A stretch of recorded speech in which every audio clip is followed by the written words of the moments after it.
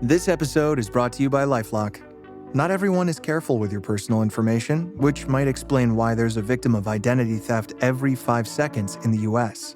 Fortunately, there's LifeLock. LifeLock monitors hundreds of millions of data points a second for threats to your identity. If your identity is stolen, a US-based restoration specialist will fix it, guaranteed, or your money back. Save up to 40% your first year by visiting lifelock.com/podcast. Terms apply. Richard Nixon. Well, I'm not a crook. Ronald Reagan. Tear down this wall. George W. Bush. I can hear you. The rest of the world hears you. And Donald Trump. And a friend of mine for a long time, he only likes politics. If you ask him about how are the Yankees doing, he has no interest. If you ask him almost anything, he likes politics, and he's a professional at the highest level. Roger Stone. All of these presidents relied on one man to secure their seat in the Oval Office. That man is Roger Stone. This is The Roger Stone Show on 77 WABC. Welcome back, folks. Now I'm here with one of my personal heroes, Erich Mancow Muller. He's an American radio and television personality, actor, former child model. He's a superstar when you talk about the radio world. I've learned so much about radio from him. He's also a patriot, an outspoken Christian, a gentleman, a raconteur, a boulevardier, a gourmand, and a rocker. This guy knows more about rock and roll than anybody I know. Mancow, welcome to the Roger Stone Show. Roger, how are you? And I found what Trump said about you. I know you encouraged him and got him into politics and all that, and I know you guys probably would have talked politics, but you're far from just a political wonk like so many people I've met that only talk, Breitbart was a good friend of mine, only politics, where you like to talk about everything, man. You have a wide variety, fashion, movies. You're well-versed in pop culture and food, of course. Anyway, So last night, I had dinner at Mar-a-Lago, the president's private club. I was about to leave, and a lady walked up to me, a little older, nice looking, very well dressed, quite polite, and she said, "Are you Roger Stone?" I said, "Yes, I am." And she said, "Do you know? I think we have a mutual friend." I said, "Who's that?" She said, "Well, do you know Billy Corbin of the Smashing Pumpkins?" I said, "No, actually, I don't, but Billy Corbin and I have a mutual friend, and that is the radio legend Mancow." And then she was like, "You know Mancow? You actually know him?" I said, "He's Yes.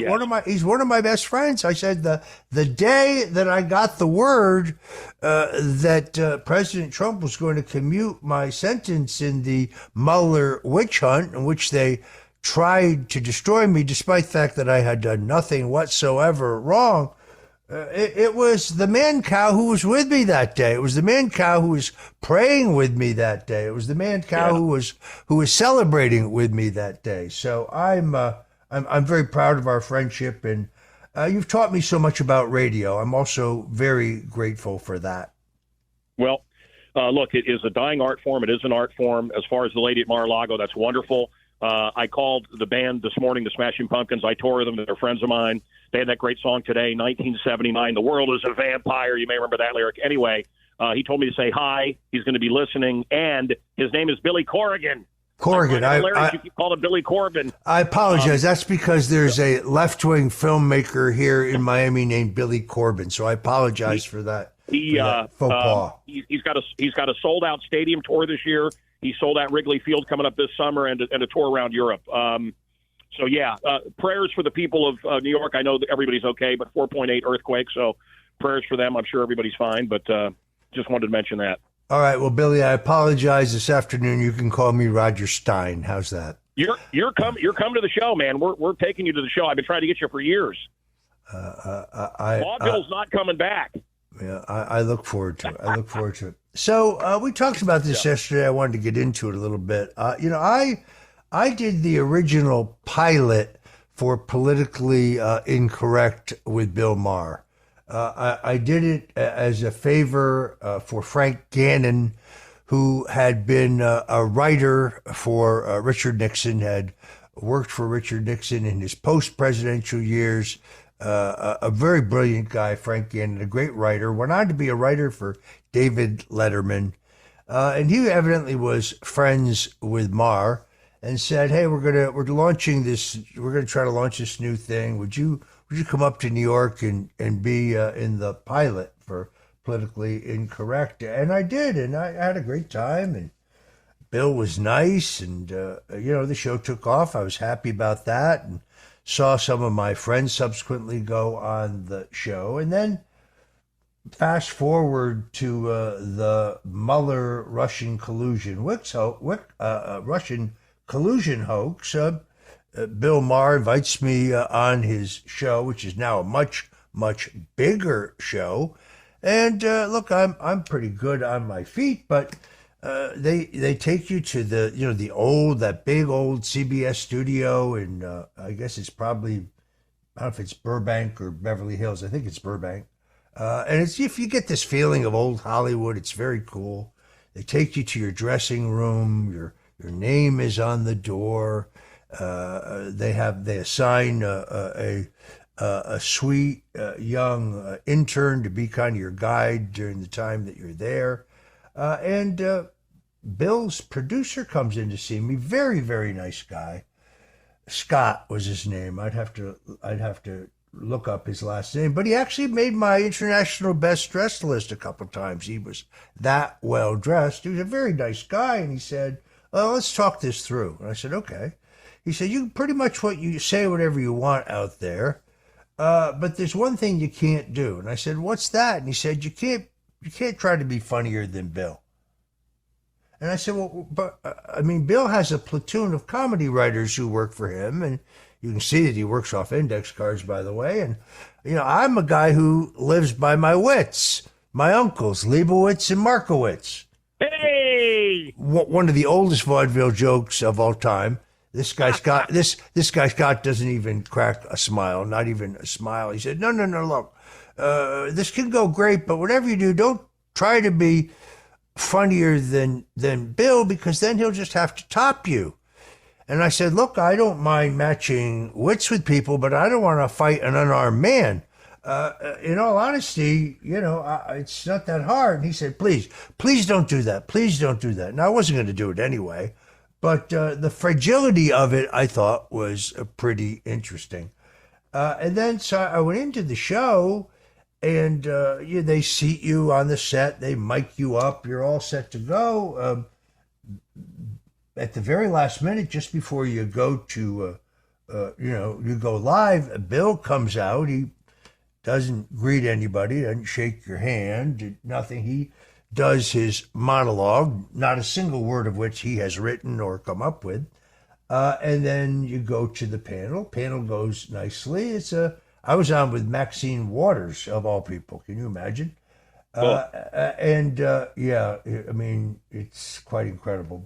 But in any event, and then when it's over, Bill and his bodyguards kind of sweep out. Now, in this show, when we did our segment alone, he basically questioned my patriotism. He said I was a Russian spy, that I was a traitor to the United States, that I was. He had a lot of funny jokes about the Trump sons and so on. I gave as good as I got, but, the guy accused me some pretty bad stuff. Now, fast forward, Bill now admits that there was no Russian collusion, that the whole thing was BS. So from my point of view, he kind of has an obligation to have me back on and let me clear my name. But talking to his producers, he's not interested in doing that. Now, look, he's already got one problem. He's got that Nancy Reagan, Al Sharpton problem, while his head is much too big for his body. And I think he weighs 145 pounds soaking wet. But I'm sorry, man, Cal, the guy, without a platoon of comedy writers, he's not even faintly amusing. Now, I know you had a different experience with him, so I'm going to let you talk for a while. Well, you don't need to let me talk. Look, you're wrong, first of all. Hate to do this on your own show. You shouldn't ask me this stuff. Look, he does have a massive head. He is a runt. He is frightened of his own shadow. Maybe he's been threatened. I don't know. He does have a head like Celine Dion and Nancy Reagan and the aliens from the movie Alien. I get it. But to say he's not funny is that's probably correct too. I don't find him funny. Clever, maybe. I do think he has a hand in writing his monologues. I did get told the same thing. It was a big problem with Dick Cavett and some of these other guys. If you were on his show and you were better than him, if you were better than Dick, you were gone. So people, comedians like Woody Allen and others had to kind of hold back when they were on back in the day when that was the intelligent people were watching that awful show. Dick Cavett, I'm talking about. Mar, I was on with a bunch of conservatives, and I don't want to say who they're friends of yours, although are they really friends of yours? Roger, it's interesting, isn't it? Everybody was your best friend, man. Everybody was your best friend. And the minute you got in trouble, quid pro quo became him I don't know. And I think a lot of your listeners have been through that in life, man. When you got money, when you just won the lottery, everybody's your best friend. The minute there's a sign of trouble, man, everybody runs. And these two blonde conservative women, everybody would know, and I don't want to cost a friendship with them, but, Bill Maher was making Jesus is a homosexual, that was his comedy routine. Jesus was homosexual, only wanted to be with his mother, only hung out with men, all this nonsense. And I took him to task for it. And I said, this is offensive, this is repulsive, and this is blasphemy, and I really hate it. And while the others that are Christians all just sat there, and this is what Christians do all the time, right? They did it this last Easter. We just sit there and sort of shut up while we lose more and more ground to evil. So I did call him out. He didn't like it. You're supposed to laugh at everything he says. I wouldn't do it. So I kind of know what you're saying. But to act like he's some kind of talentless hack that you want to manhandle just because he won't have you back. Well, he had you on. You got your publicity. You just want more. You're doing this just to get more publicity. Yeah, exactly. I seriously, I don't think you should be able to smear somebody and then basically publicly admit that you're wrong and then not give them the opportunity to defend themselves. But look, my life is not going to be deeply affected on whether I ever do his show or not. His numbers aren't all that great, as Trump likes to say. He's ratings challenged, but we'll let that go. Now, you mentioned Dick Cavett. I'm always mesmerized by these old show business stories where you find out that these entertainers, these celebrities who, when you're a kid, you lionize them, you think they're the greatest, and then you find out that they're just human beings. They're like everybody else. I mean, before there was the internet, I used to, every week, I would rush to the mailbox to get the TV Guide because it was mailed to you on a weekly basis. And then in the front, there was a section of the movies, of all the movies scheduled for the week. So I would go through the movie schedule and I would find that the Marx Brothers, A Day at the Races, or Night at the Opera, or Room Service, was going to be on at 3 o'clock in the morning. Now, remember, we have no way to tape television shows in that day. You had to turn on the TV and watch it. So I would set my alarm clock, get up at 3 a.m. so I could see, Eddie Cantor in Kid Boots, or Whoopi, or the Jolson Story, or Jolson Sings Again, or any of the Marx Brothers movies. W. Sue Fields, My Little Chickadee, or I think his greatest film, The Bank Dick. I used to see these things in the middle of the night. I thought these guys were unbelievable until I decided to get in politics. That's what I wanted to do. I wanted to be an actor. I wanted to be a comedian, in which case I clearly would have starved to death. But then I found out that politics was basically show business for ugly people. But Groucho Marx, who I've read everything about him. I read his book, Groucho and Me. I read a book that he wrote during World War II called Many Happy Returns. I have an original copy of it. It's actually quite valuable now. But I read a book by his son, Arthur Marx. But evidently, Groucho was not really a very nice guy, was he? Hey, nani, nani, and a hot cha-cha. As Groucho liked to say. I'm just thinking here, Roger, forgive me, but I got to say, Night at the Opera, and then Duck Soup, and then at the day at the circus. That was whatever. Those are my favorites. Yeah, I'm a Groucho guy too. I know the producer of Cavett, the guy that created That's Incredible, and most of the Fox lineup, and real legendary guy. What else? Discovered Ryan Seacrest. Created Good Morning America. Created Nightline. I mean, this is a TV legend. and he said Groucho would just thought of Dick Cavett as a jock sniffer, a hack. But no, Groucho was, the feeling of that era was hate. They hated each other because there was limited jobs. The Stooges were very serious. They had Mo Howard off, and I know you were pen pals with Mo Howard. The best of the Stooges. Actually, as I get older, I think Larry is the best Stooge. Kids love, of course, Curly. Anyway, I'm rambling here. But no, they were very serious. They were very competitive. Adam West, who played Batman, was a dear friend of mine, and he did a movie with the Stooges. And they were serious guys. Elliot Gould is a friend of mine, and he used to go over and shave Groucho. But, they're not funny at all. And they wanted every bit of every penny that was on the table. Very cheap, never would buy dinner, quite nasty. But it's because how they came up. It was so competitive, and they really hate. But really, Roger, what do you think of Steve Bannon? What do you think of other people that try to be you? And I'm not just talking about the White Rabbit from Alice in Wonderland, who looks just like you. I'm talking about when other radio hosts. I hate him. Watch the Vice show with me versus Stern, which, by the way, I never failed. I beat him every single time I went up against him. But that's a whole other show. What a bastard that guy was. Anyway, Roger. It was jealousy. They hated each other, and Groucho was not a nice guy. I hate to burst your bubble.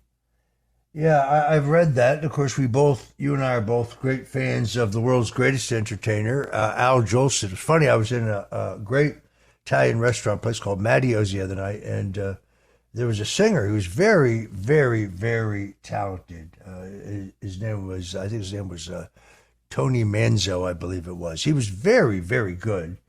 So he was on break, and I was talking to him, and I said, "So that was terrific." I said, "Who's your favorite singer of all time?" And he said, "Well, of course, everybody who sings in my genre, we all revere Sinatra, of course." Yeah. But he said, he says to me of all people, he says, Sinatra learned a lot from Al Jolson. Now fortunately, we have an older audience here at 77 WABC. People know who that was, but Jolson was so sensitive, was such an egomaniac that his valet would have to turn on the faucets in his dressing room at full blast so that he couldn't hear the going on before him, because if the act got too big a hand, Jolson would have them stricken from the bill.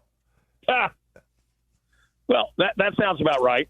Listen, do you know where I am right now? Shoot.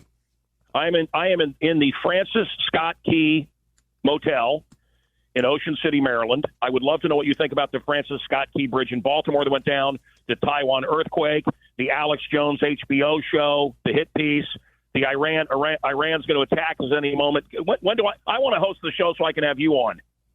I would love that. In fact, your producer reached out to me late yesterday, so I'm going to do your show. I'm going to do your show. My podcast. It's going to be very. Go ahead. The other thing I want to know is, do you think Jesus is coming, or either the Jesus is coming back, or the rapture on Monday? It's funny you said that. So I have a friend, a woman I know who does political fundraising, and it's a very, very, very tough business right now. Very tough business, and she's going through hard times. And she said to me, "Do you want to have dinner late next week?" And I said, "Sure." And she said, "Well, wait a minute. Maybe Monday will be the rapture, and then all of our problems will be solved." And I said, "Look at it this way. We could be drinking martinis in heaven." And you know what? I'll invite my parents. It's really a consoling. It's really a consoling thought in its a strange way. I had Jack. I'm ready. I had Jack Posobiec from Human Events on the show here at the Roger Stone Show last weekend, who's a former Navy intelligence guy, really, really, really smart guy, very good guy. And he went into a lot of the open questions about the Francis Scott Key Bridge. And I'm not an engineer, I'm not an expert on this matter, but there's a lot of open-ended questions about how this could have happened.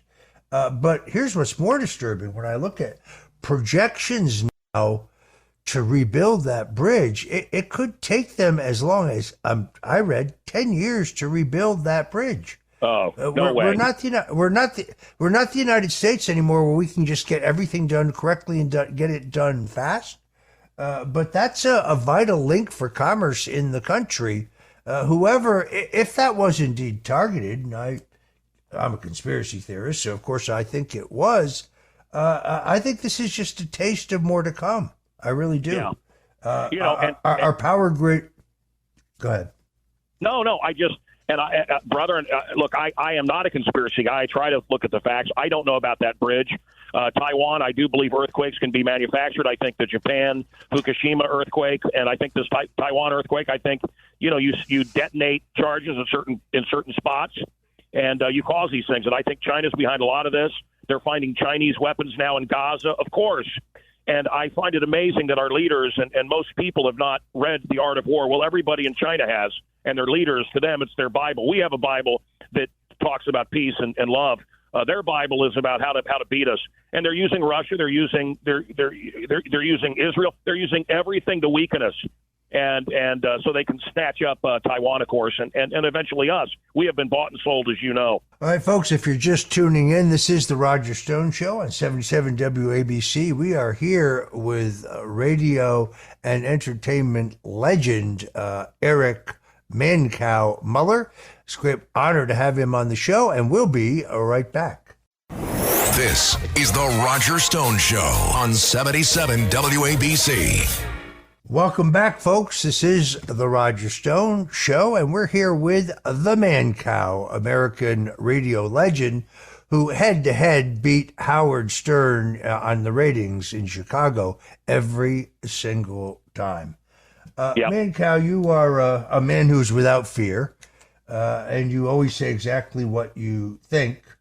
I think it's one of the reasons why you decided to leave radio, because they started telling you, well, you can't talk about Jesus Christ, you can't talk about Donald Trump, you can't talk about patriotism, you can't talk about your love of the country, and that would daunt anybody. But how tone deaf can President Joe Biden be to declare Easter, which is Resurrection Sunday, the holiest day for Christians, as transgender visibility day? I mean, I've been in politics a long time, but I can't see how anyone would think that is a vote getter. My censorship was about the vaccinations and about asking, and I don't know what I think. I'm still, on everything, but I wasn't even allowed to ask a question about elections or discuss church or look. Here's the thing that's bothering me from my friends and Christian, Catholic, whatever. And even Jewish people are calling me. An atheist friend, John, an Academy Award winner, called me. And he's like, even I know this is disgusting. Okay? I had a Buddhist friend. I had a Hindu friend call me. Okay, but then the people that give Joe Biden the pass, because, he's a feeble old man, and he didn't know, and even that clown that's the spokesperson looks like the clown from The Simpsons. He didn't know. It's not, look, nothing they do is by coincidence. Evil is decloaking. There is something in what they do, and I don't understand it, but in their dark arts, they have to tell you what they're going to do. So you see what's going to happen in movies. You see it in culture. You hear it in songs. They tell you what they're going to do. And the people go, no. Look, it's going to be that if you don't celebrate Trans Day, it's hate speech. Why are you celebrating Easter, not Trans Day? Why don't you have the flag up? This is what we're headed towards. We are headed towards serious persecution of Christians. It is happening all over the world. And, I know we're very concerned about what's going on in Gaza, and I don't want anyone of any religion I don't want anyone to get hurt. But Christians are also being brutalized in Islamic nations and all over the world. And this was not, old Joe. And I also love, by the way, Roger, I just want to say this, something else, people.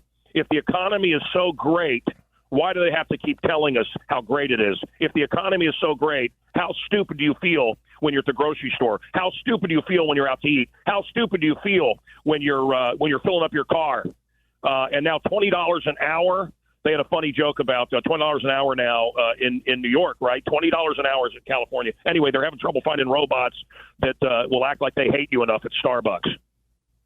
Yeah, we're headed to $20 an hour, and we're headed to $4 a gallon gasoline. You heard it here first, folks. That's coming, and Joe can't dip into the Strategic Petroleum Reserve again to try to prop himself up in an election.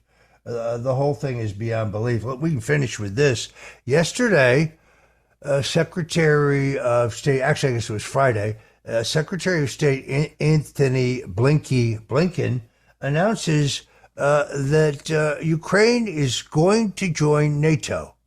Now, we signed two different treaties, the Budapest Accords, the Budapest Memorandum, and the Minsk Accords, in which we specifically agreed that if the Russians allowed the reunification of Germany, we would not push NATO Ukraine into NATO.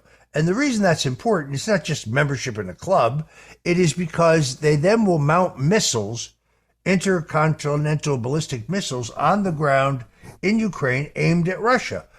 Vladimir Putin has said repeatedly, this is his line in the sand that you cannot cross. This is an open invitation for World War III. My friend who was joking about the rapture may not be wrong. Just seems mindless to me. Mindless. No, brother, I'm not joking about the rapture. I want to be clear on that. The Bible clearly says, the Bible clearly says, no man shall know. You and I, we're men. We don't know. I've heard it, throughout my life. So who knows? Look, I know a couple of things. I know that the Russian collusion thing was a hoax, to hurt you and to hurt Trump and others. Okay, they lie. And I also know that in Ukraine, lots of things going on with children that I don't want to talk about. They're unspeakable. They make me cry. We know that Biden runs his money through there, and I believe it's a money laundering operation.